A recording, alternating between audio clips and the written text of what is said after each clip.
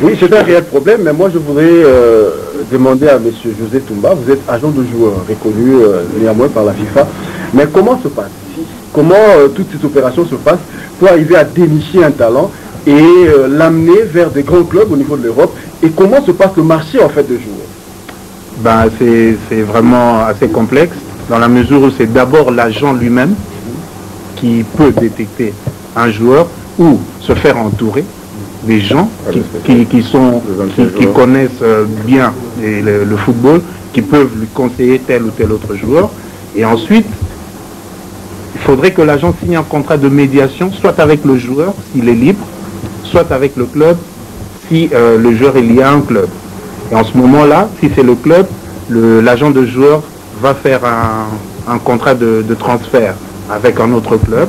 Mais si c'est par rapport au joueur, il fera un contrat de travail avec un autre club. Donc il sert d'intermédiaire en fait. Et pour ajouter en plus ce qu'il a dit tout à l'heure, quand on est agent, il faudra que les gens comprennent quand on est agent. Monsieur José Toumba, aujourd'hui, il peut par exemple aller négocier pour me transférer. Selon le clause qu'on a signé avec lui, il peut, par exemple, désormais, si je signe un contrat par exemple de 4 ans, durant ces 4 ans, dans le clause qu'on a signé avec lui, il a le droit de percevoir 7% de mon salaire. Si moi je suis d'accord, je lui accorde ça. Donc, qu'il pleuve, qu'il neige, il est là maintenant pour défendre mes intérêts. Pas seulement quand ça va mieux, même quand ça va mal. Il est là pour ça. Ce n'est pas nos soi-disant, entre guillemets, agent ou président d'ici, il va te vendre et dire petit. Non, parce que lui, il est là pour défendre. Dans le cas contraire, il peut aussi aujourd'hui négocier avec l'équipe. Il va me vendre, mais c'est l'équipe qui va lui payer son pourcentage et non le joueur. Le joueur maintenant doit donc il doit prendre les 30% et les 70% va au club.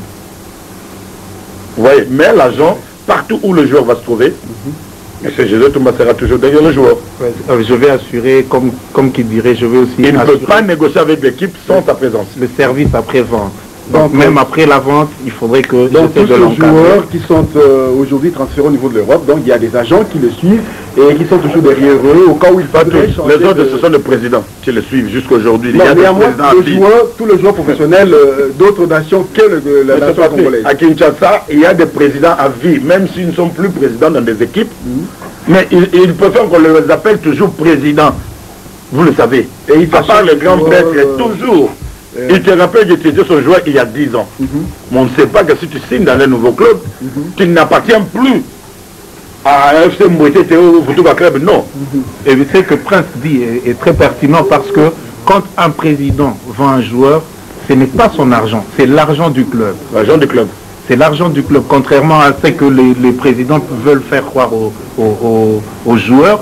Cet argent-là n'appartient pas au président. Si le président de veille club vend un joueur, par exemple Milambo, il va le vendre à Auxerre, cet argent appartient à veille club. Ce n'est pas l'argent du président. Il faut bien préciser, veille club de Moujimaï. Vous soulevez un point où on avait discuté avec M. Dixon. Vous souvenez M. Dixon, où on a parlé, moi j'ai dit que, moi je crois que les grands clubs congolais ne sont pas protégés. N'ayons pas peur de mots. Aujourd'hui, si Milambo est connu, c'est grâce à veille club. Oui. Si Malabiscotte est connu aujourd'hui, au Saddam, c'est grâce à Dering, excusez-moi. Oui, Mais ça, c'est une réalité. Moi, je crois qu'il faudrait que la fédération arrive à protéger aussi ces grands clubs. Parce que ce sont des clubs miroirs. Trésor pour tout, aujourd'hui, c'est Mazembe. Oui. Ok. Donc, il faut quand même qu'on protège ces joueurs. Pas quand on veut, par exemple, aujourd'hui, négocier avec Trésor pour tout. On dit, on ne va pas discuter avec Moïse Katumbi. Non, non, on discute avec vous. On va discuter avec le président de FC Bibicha, de Ndji Sainte-Thérèse, qui était le président propriétaire de Trésor pour tout. Non. Il faudra quand même qu'il y ait des clubs. On doit leur payer une compensation. Ouais, pour avoir Non, mais attends. Non, si je vous dis ça, c'est en conscience de cause, M. José. Pourquoi? Parce que, soyons sérieux. Moi, je dis, la loi n'est pas établie ici. Mais il faudra qu'on trouve un moyen de protéger ces grands clubs, dans ce sens que ce joueur, on vient de l'acheter avec club lui à Bering. Mais le joueur pas, il discute avec le président du club, ou il est, je ne sais pas, où, à Mbankulu ou quoi, on ne sait pas. Et il négocie directement avec le club, comme on a fait avec Milambo. Et le club ne perçoit même pas 2%.